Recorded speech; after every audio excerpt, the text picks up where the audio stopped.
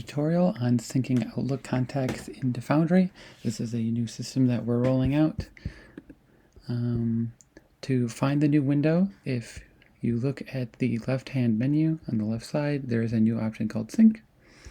And in there, it will show the Microsoft Outlook, and there are 3 steps to this process.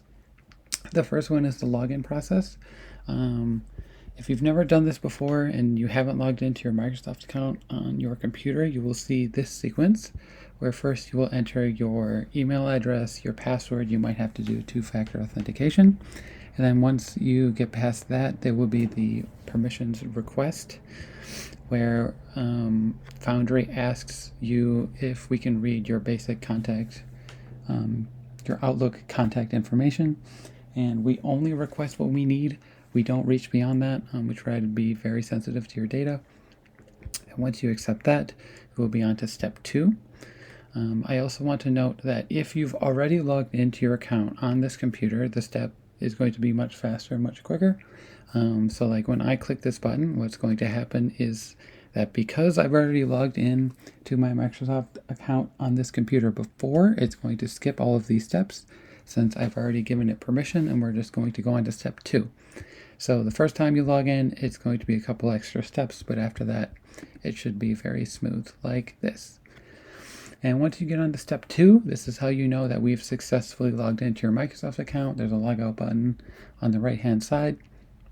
But now we're going to click this Get Contacts button. And depending on how many contacts you have, that might take a while. And when we get the contacts from Outlook, we are going to sort them into 2 groups.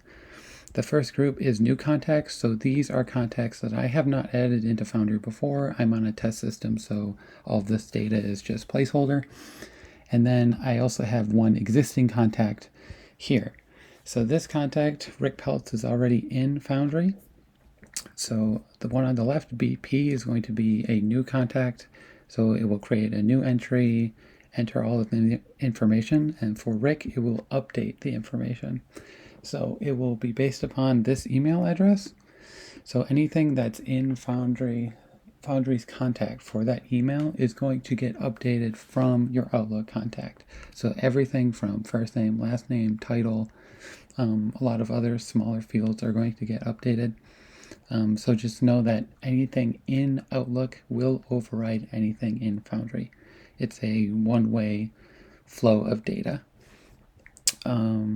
But back to the left side of the screen, I'm going to click the Add to Foundry button, and this is going to take my entry BP and add it into our system. Depending on how many you have, that might take a while. After it succeeds, you'll see the new contacts is 0 because there are now existing contacts here. And then I'm going to hit Update in Foundry, which is going to update Rick Peltz within our systems. And you will see a similar loading screen depending on how many you have. That could take a while.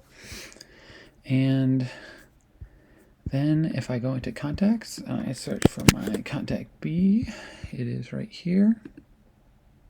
And you will see that it is now in the Foundry system. So it has the address, the spouse information, everything like that.